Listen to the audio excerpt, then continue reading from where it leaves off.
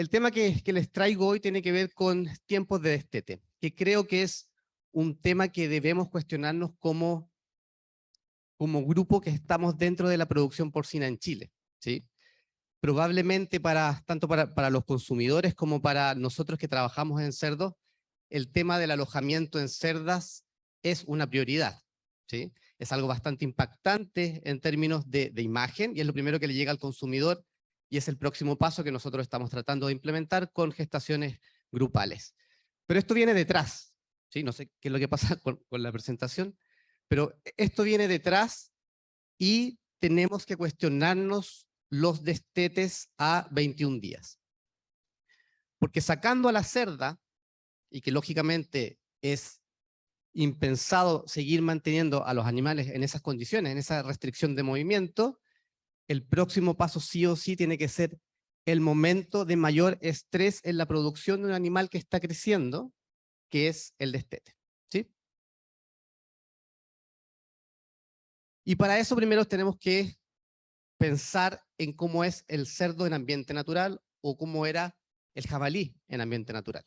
Y ya lo hemos hablado en otras charlas aquí con los colegas, que hay una gran diferencia entre los tiempos de destete que nosotros realizamos, ya sean 3 o 4 semanas, o incluso 5 semanas en algunos países, ¿cierto? Especialmente del norte de Europa, ¿sí? Con respecto a las 9 o incluso en algunos documentos 21 semanas que se destetaría un cerdo en ambiente natural. Entonces, esto sí o sí tenemos que darle una mirada mucho más profunda a nivel nacional. Por lo tanto, hablamos de un destete gradual, que es lo lógico en cualquier mamífero, versus un destete además abrupto, que ocurre de un día a otro, ¿sí? Es decir, es precoz y abrupto. Y aquí el animal se va a ver enfrentado a distintos tipos de estresores, ¿sí? Estresores sociales, estresores ambientales y estresores nutricionales que en ese caso vamos a profundizar un poco más que en los otros por nuestra línea de investigación. Entonces, un cerdo destetado a 21 especialmente, pero ojo, también a 28, va a sufrir por diversas razones. Primero, su sistema digestivo no está apto para la digestión especialmente de ingredientes de origen vegetal, ¿sí? Recién están empezando a aumentar los niveles de ciertas enzimas que van a digerir estos componentes, por lo tanto el cerdo es muy habitual presente diarreas en el destete temprano. Su sistema inmune tampoco está apto. Está bajando, lo veremos a continuación, pero está bajando la inmunidad materna y está recién aumentando la inmunidad activa del animal, por lo tanto es susceptible a contraer diversas enfermedades, especialmente a los 21 días. En temas de termorregulación, ya lo vimos con la charla anterior, el animal tampoco está apto, ¿sí? Y por eso es necesario mantener temperaturas bastante elevadas aún al inicio de recría. Estamos hablando que salimos de más de 30 durante la lactancia y estamos en 20 muchos a las primeras semanas de recría. Por lo tanto, el animal es incapaz, si no le diésemos soporte térmico, de mantener adecuadamente una temperatura corporal.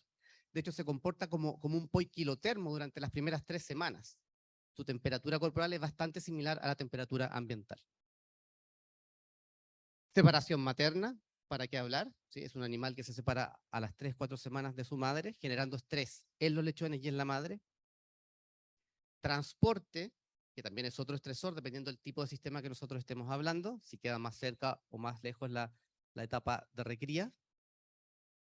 Un nuevo ambiente, en donde el animal se va a tener que acostumbrar a ese ambiente.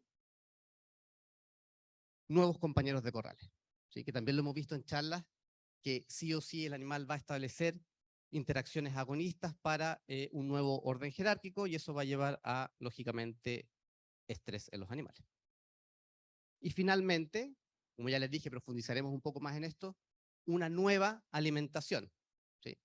Que por el bajo consumo de CRISPR, durante la lactancia, muchos de los animales va a ser su primera experiencia con alimentos sólidos, por lo menos con la ingestión del mismo, ¿sí? Y va a ser un alimento seco, con aproximadamente 90% de materia seca con respecto a un consumo lácteo casi exclusivo en la etapa anterior. Viendo todo esto, les tiene que quedar claro que es la más estresante del ciclo productivo del cerdo, sacando el alojamiento de las cerdas, tanto en gestación como en lactancia. Bueno, esto no es necesario leerlo todo, simplemente les quería recordar el capítulo 7.13, en donde sale que es precisamente un proceso estresante, que va a depender del tamaño, madurez fisiológica del animal, y que retrasar el destete a la edad de 4 semanas puede producir beneficios tales como una mejor inmunidad, ¿sí? Disminución de diarrea e incluso un menor uso de agentes antimicrobianos, y aquí volvemos a una sostenibilidad del sistema productivo más allá del animal, sino que también del ambiente. ¿Okay? Bueno, y aquí salen una serie de medidas directas que no voy a profundizar en ellas. Y también otro expositor, hace muy poco, mencionó la normativa europea. Y aquí también les traigo algún párrafo de la normativa europea, él mismo lo dijo, que los lechones no deberán ser destetados antes de tener 28 días de edad, a no ser de que el hecho que al no destetarse sea perjudicial para el bienestar o salud de la madre o de sus lechones. Por lo tanto, cuando miramos a Europa en ciertas cosas, también tenemos que mirar, por ejemplo, en a qué día estamos destetando aquí en Chile. Entonces, ¿por qué destetamos a 28 y no, perdón, destetamos a 21 y no a 28? ¿Sí? Y la lógica es evidente: para aumentar el número de partos por cerda al año, para aumentar, por lo tanto, el número de lechones por cerda al año, pero cuando llegamos acá, no es tan evidente aumentar el kilo de animales destetados por hembra al año. ¿Sí? Y aquí hay varios papers que nos dicen que esto está tan claro. Y está menos claro cuando el parámetro productivo es cuántos kilos son faenados por hembra al año. ¿Sí? Y eso es lo que realmente nosotros debemos mirar. No simplemente cuántos cerdos son destetados por hembra al año, porque podemos destetar ratones y no cerdos. ¿Sí? Otra razón para querer permanecer en los 21 y no los 28 es la posible transferencia de patógenos, ¿cierto? Desde la madre o desde las madres en una nave hacia los lechones. Y esto también hay varias evidencias que no están así, ¿sí? Y la última es el balance energético de la hembra. Es decir, si yo dejo a los lechones 28 días y no 21, se van a consumir a la hembra, ¿sí? La van a dejar en los huesos. Y aquí tenemos que también entrar a un tema que es súper polémico, que la industria porcina lo ha pensado, es hasta dónde llevamos la hiperprolificidad de la hembra porcina. Muchas veces tenemos más lechones que glándulas mamarias, por lo tanto es un cuestionamiento que nos tenemos realmente que hacer también. ¿Okay? Pero cuando vemos fertilidad, aquí tenemos algo positivo del destete a 28 con respecto al destete a 21, que es que los tiempos entre el destete y que la hembra vuelve a ser fértil para ser inseminada son menores, porque le da tiempo al sistema reproductor de la hembra para recuperarse, ¿sí?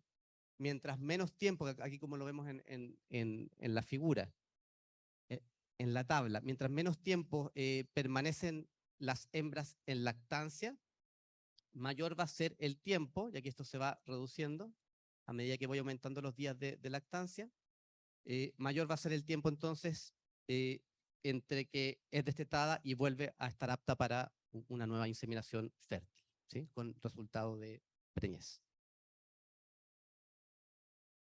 Bueno, mencionamos entonces que vamos a sufrir estresores ambientales, estresores sociales y estresores nutricionales.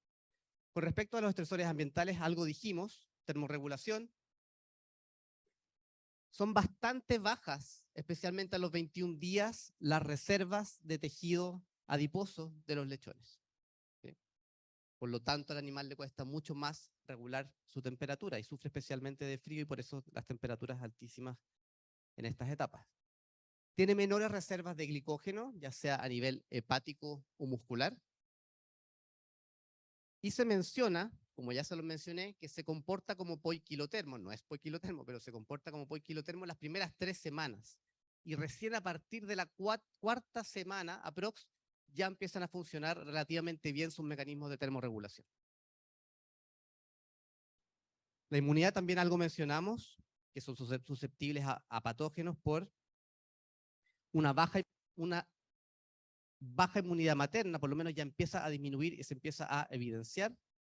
Y también esto recién empieza a aumentar la inmunidad activa, por lo tanto ambas son bajas y está precisamente a las 3 semanas, es el momento en que probablemente exista más probabilidad de contraer enfermedades por esta razón, ¿sí? Y a las 4 semanas ya empieza a aumentar la inmunidad activa y aquí esto resulta ser un poco más beneficioso comparado con los 21 días. Estrés social, separación materna, que va a traer varias consecuencias. Esto probablemente lo pensemos más en ambiente natural o en un ambiente de producción intensiva, pero con otro tipo de alojamiento en lactancia, ¿sí? Que la madre también entrega, lógicamente, herramientas para mantener el calor de sus lechones, a través del nido o a través del mismo cuerpo de la madre. Protección, lógicamente, y esto es fundamental, porque es a través de la observación de la madre o a través de la observación y acompañamiento de la madre, o incluso observación, acompañamiento y consumo con la madre, que el animal va aprendiendo a establecer nuevas conductas alimentarias, ¿sí? Por lo tanto, esta opción, mientras antes sea el destete, menor posibilidad de observar a su madre o acompañarla, dependiendo cómo sea el sistema. Estrés social también, ya lo mencionamos, nuevos compañeros tras el destete. Generalmente ustedes saben que se homogenizan los corrales post-destete según tamaño del animal, ¿sí? Por lo tanto, esto va a llevar, para establecer las nuevas jerarquías, a conductas agonistas.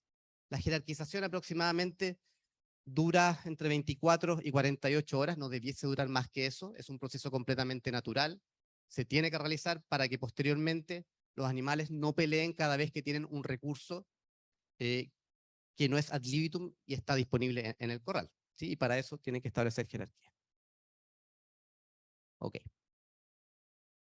Esta foto se ve bastante difusa probablemente porque es una foto sacada de un video, pero aquí les puse un ejemplo de lo que nosotros llamamos camadas conjuntas, porque la pregunta del estrés social es cómo yo puedo disminuir entonces ciertos estresores sociales y en este caso las agresiones post-destete por establecimiento de jerarquía.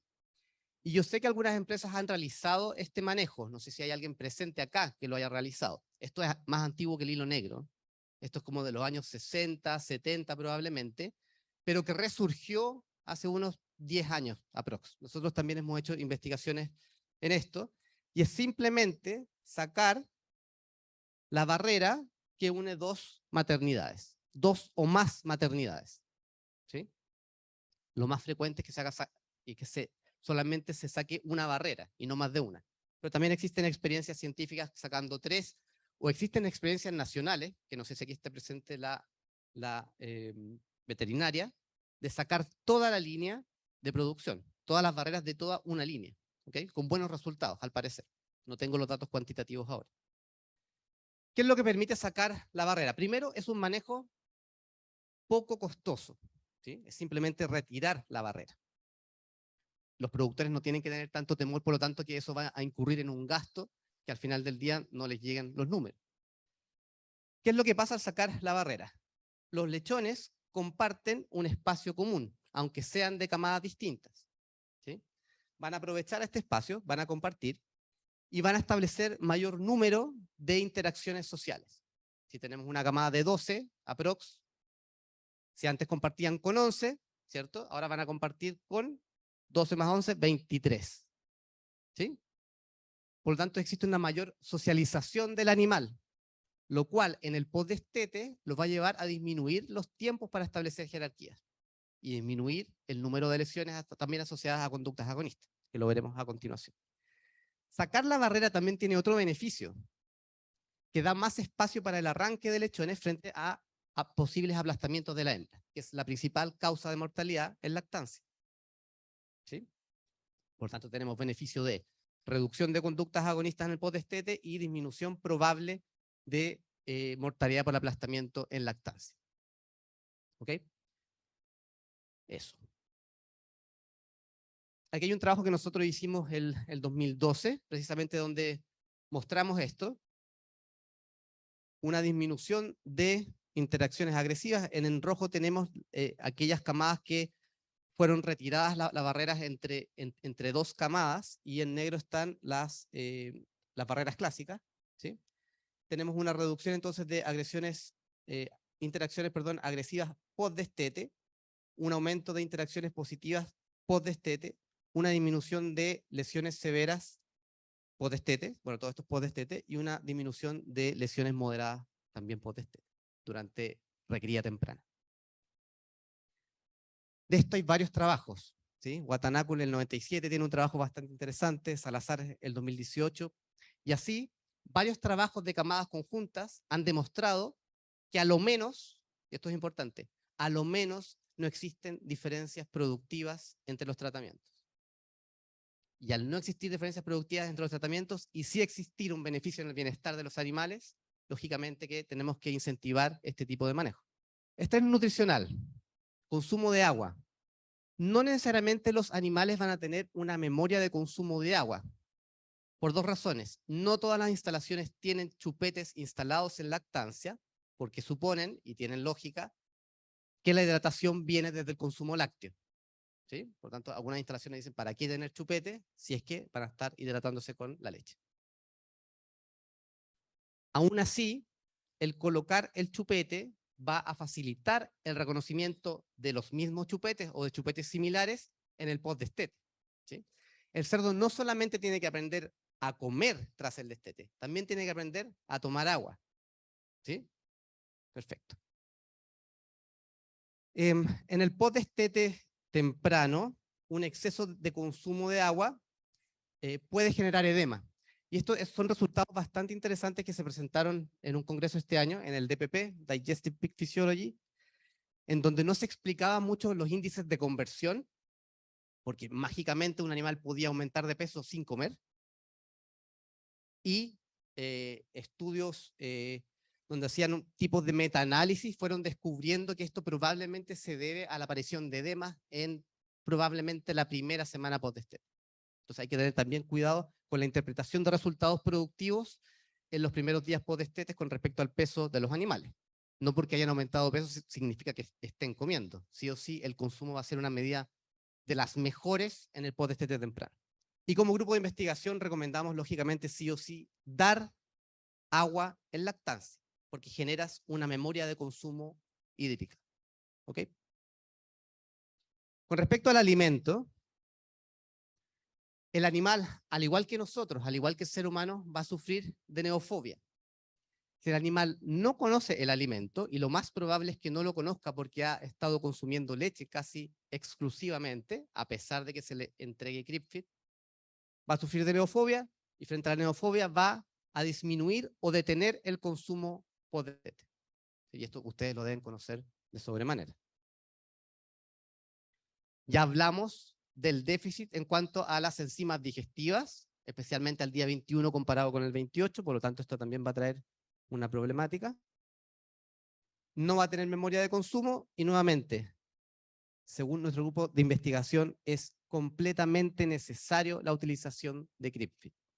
Aquí nuevamente hay algunos productores que muchas veces pueden decir, ¿para qué entregar CRIPFEED si es uno de los alimentos más caros de todo el sistema productivo?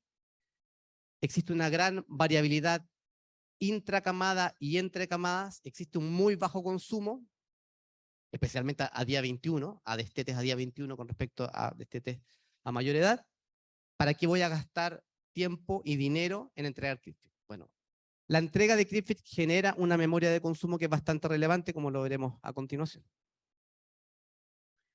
Vale, aquí hay un gráfico de ganancia media diaria con respecto a los días de vida de los animales, ¿sí? A partir del día 10, con hembras hiperprolíficas, la hembra no es capaz de producir la suficiente leche para el potencial de crecimiento de los lechones, ¿sí? No es que sea el pic de lactancia, no es capaz de producir la suficiente leche para el gran potencial que tienen de crecimiento. Y se detiene por ahí por los 200 y pico gramos día. Al destete, esto baja abruptamente y el animal incluso puede sufrir anorexias de 48 horas, lo cual es bastante problemático.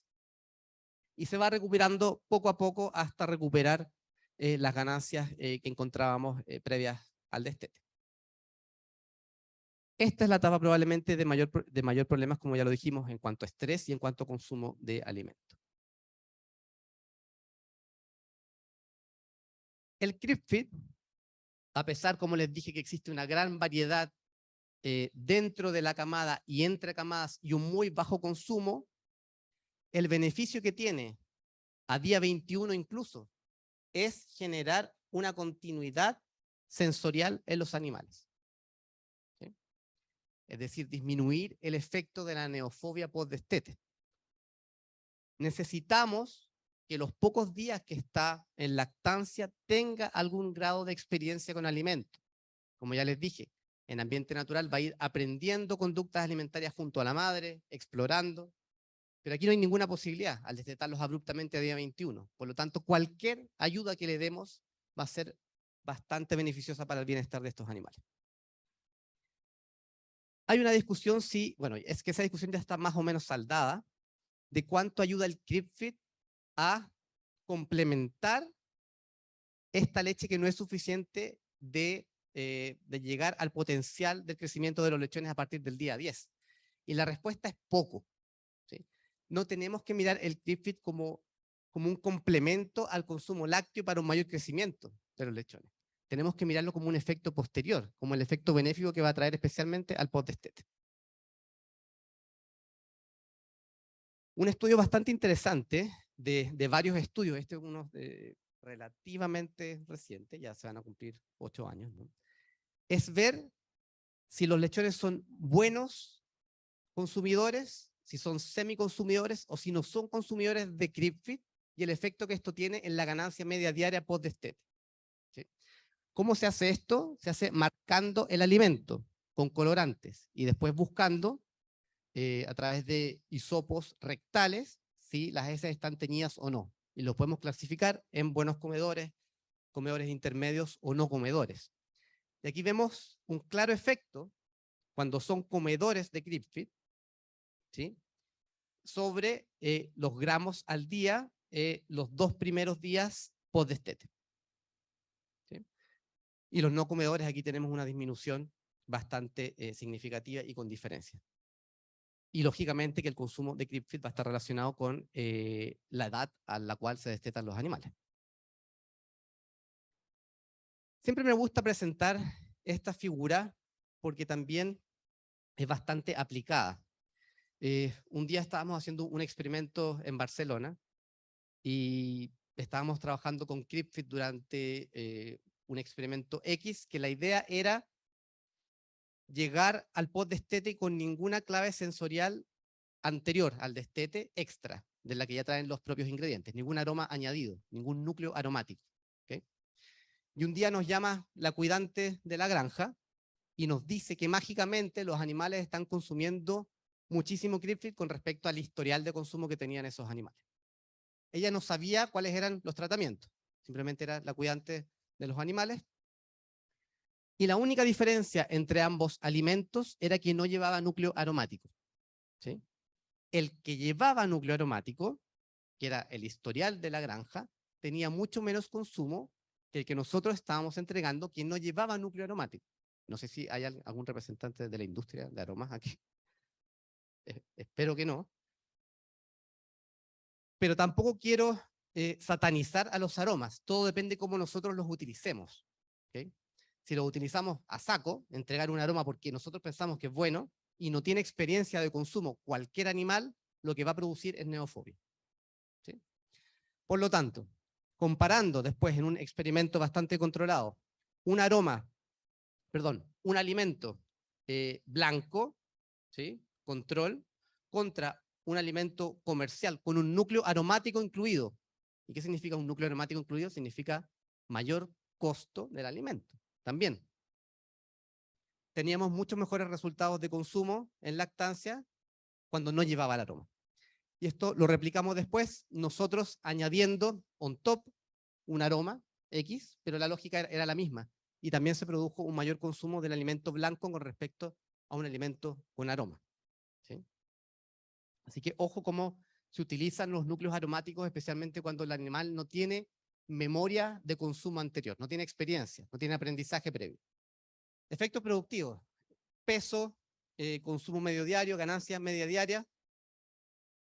Y aquí se va a producir una cascada de eventos post-destete que es más fuerte cuando destetamos a 21 que cuando destetamos a 28.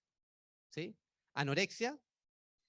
Se van a afectar la nutrición de los enterocitos, que ya sabemos que necesitan una nutrición directa desde el sistema digestivo. Se van a ver afectadas las vellosidades, las criptas. Cuando vuelven a consumir alimento, tienen bastante hambre, porque han sufrido anorexia por 24, 48 horas, pero no tienen la capacidad de absorción. ¿Okay?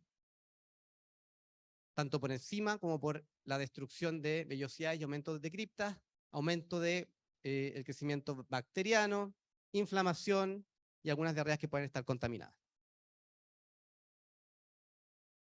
Vale. Y aquí entramos a la última parte probablemente, que es aprendizaje asociativo. Con destetes a 21 o incluso 28, sin experiencia de consumo, y sin mucho margen para jugar. Es decir, tenemos solamente 21, 28 días con respecto a las 9 semanas o más de 9 semanas en destete natural. ¿Cómo hacemos que el animal tenga alguna memoria de consumo o algún aprendizaje durante la lactancia? Y aquí nos volvemos al colegio. Somos todos más o menos de la misma edad, algunos más viejos que otros. Pavlov, aprendizaje asociativo, algo que fue restringido en Chile durante una época conflictiva, porque ponen muchas veces al mismo nivel al ser humano que a los animales. Bueno, el animal, el cerdo, ya lo vimos cognitivamente, en algunos estudios aparece número 3, número 7 en el reino animal, es capaz de aprender muy fácil, mucho más fácil que el perro. ¿Okay? Y le podemos enseñar a través de condicionamiento clásico, condicionamiento pavloviano, el consumo de aromas, incluso en lactancia o incluso de manera prenatal. No los voy a confundir tanto con las siglas, pero básicamente si es que tengo una clave que innatamente es positiva, yo la voy a asociar con otra clave que puede ser neutra, como un aroma, ¿sí? Pensemos en azúcar más aroma, y se lo asocio muchas veces, después solamente presentando el aroma, tengo una respuesta positiva en el animal. Tengo una asociación previa, por lo tanto el aroma hace que yo recuerde esa experiencia positiva y aumente el consumo. ¿Recuerdan la naranja mecánica? ¿Sí? ¿Todos la han visto? Aquí lo que generaban era una aversión condicionada. Al personaje de la naranja mecánica, perdón, le gustaba mucho la novena sinfonía de Beethoven y la asociaban con estímulos aversivos, torturas, violaciones, etc. ¿Sí? Y terminaba rechazando la novena sinfonía. Con el caso de las preferencias ya lo dijimos, lo que más se utiliza para generar preferencias condicionadas es azúcar, en ratas, modelo humano, modelo cerdo, y esto ya hay bastante literatura en cerdo de cómo se puede utilizar a través de condicionamiento clásico. Pero vámonos a algo que ha funcionado tanto que incluso una empresa sacó un núcleo comercial, que es el aprendizaje prenatal.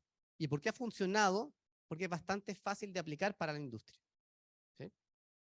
Nosotros hicimos investigación en esto desde el 2008 al 2015 aproximadamente, y se ve que cuando tú incorporas un aroma a la dieta prenatal de la cerda, y cuando hablo cerda puedo hablar de oveja, de perra, de ser humano, ¿sí?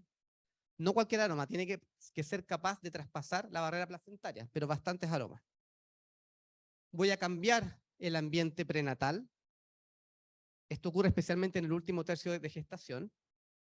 Y ese cambio en el ambiente prenatal va a generar un aprendizaje asociativo entre el aroma que yo incorporo, que va a actuar como estímulo condicionado positivo, es decir, un estímulo neutro que yo voy a asociar con algo positivo, y el líquido amniótico que va a actuar como estímulo incondicionado, que innatamente va a generar un beneficio en el animal. En este caso, el líquido amniótico estimula el sistema opioide en el último tercio de gestación. ¿Sí? Por tanto, placer más aroma asociado durante el último tercio de gestación lleva a que el aroma sea preferido tanto en lactancia como en el podestete.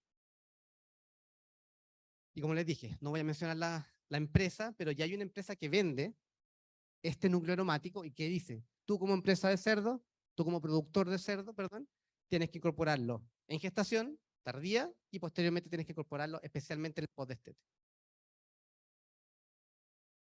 Bueno, esto tengo poquito tiempo, me lo salto, pero hemos hecho nosotros experiencias con esto, con resultados bastante positivos, en donde vemos que animales preexpuestos muestran una preferencia con respecto, o sea, por el aroma materno, perdón, con respecto a otro aroma o a un control negativo como agua, en estudios de solamente con aromas y sin pienso. Esto llevado a algo más aplicado, también nosotros hemos visto que al incorporar un producto comercial, tampoco voy a mencionar la empresa, que se llama el PDP a 4%, en recría a todos los animales se van a comportar distinto en cuanto a su performance si las madres recibieron ese mismo compuesto durante gestación o si no lo recibieron. Y cuando lo recibieron, aquí los p-values no siempre nos van a acompañar, alguien nos va a mirar más mal que otros cuando hablo de tendencias, pero para la industria sí que puede ser importante. En peso, los que sí recibieron esto a través de sus madres en gestación, hubo aproximadamente 700 gramos de diferencia, con algo que ni siquiera llega a tendencia, pero en consumo de alimentos sí alcanzamos una tendencia de 0.07, con un mayor consumo de aquellos animales que recibieron también durante gestación, y en cuanto a ganancia también pasa lo mismo, con un 0.06 casi significativo, en donde hay un efecto entonces de la administración prenatal de este compuesto sobre el consumo del mismo post-destete. ¿Sí? Ya, y ya terminando, creo, dos minutitos. El aprendizaje social. El aprendizaje social ocurre, lógicamente, en cerdos, y lo que más nosotros pensamos es el observacional hacia la madre o hacia un coespecífico, o el observacional más participación, pero hay uno bastante interesante, que nosotros realizamos una línea de investigación a partir de la línea de Bennett Galef, que ya está jubilado, que hizo mucha investigación en rata, que los cerdos son capaces de traspasar la información de un alimento a través del aliento. ¿Sí? A través del aliento transmiten aquellos animales que pueden explorar un alimento en el ambiente, los otros actuarían como observadores, es decir, no necesariamente el animal ni siquiera tiene que observarlo, sino que tiene que permanecer en un sitio y después tener contacto estrecho con el animal que sí ha tenido experiencia reciente de consumo. Y esto hemos visto en ya varios experimentos que a corto plazo cambian las preferencias alimentarias por aquella clave sensorial que comieron sus coespecíficos demostradores. Esto es bastante interesante. Esto me lo salto por tiempo. Y esto va un poco hacia lo mismo. En el caso del cerdo, a diferencia de la rata, es necesario que los animales sean familiares. ¿Sí?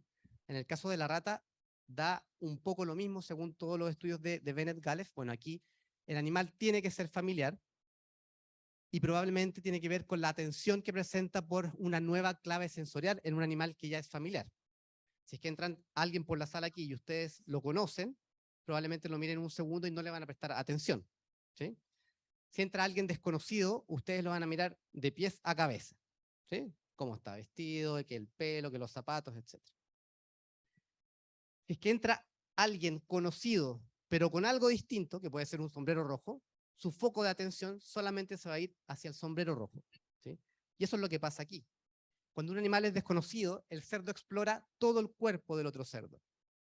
¿Sí? Cuando es desconocido. Y cuando es desconocido, perdón, cuando es conocido, va a explorar solamente aquella clave sensorial que es distinta a la que él recuerda, que va a ser la clave sensorial que tiene en el hocico.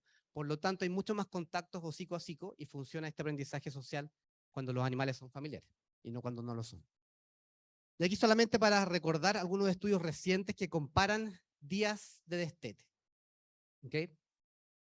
21 versus 35, mayores niveles de cortisol a 21, mayores vocalizaciones de alta frecuencia a 21, 21 contra 28, más conductas agresivas y más osar la barriga de otro animal, ¿cierto? A 21 con respecto a 28, mejor performance a 28, mayor cortisol a 21, y así, no los voy a seguir aburriendo, pero me lo pueden pedir después, son estudios relativamente recientes, que en todos ellos hay un beneficio en cuanto al bienestar de los animales cuando yo soy capaz de retrasar un poco el destete de estos seres vivos. Así que la invitación que les hago, especialmente a los chilenos, es que tras algo que es completamente fundamental, que es cuestionarnos el alojamiento y gestación, veamos temas como estos que también afectan muchísimo el bienestar de estos animales productivos. Muchas gracias. Muchísimas gracias, una extraordinaria presentación. Tenemos muchas preguntas, pero voy a hacer solamente una por cuestiones de tiempo y las demás te las hacemos llegar. ¿Es recomendable el uso de ácidos orgánicos en la transición de etapa de destete a postdestete? Sí, están documentados.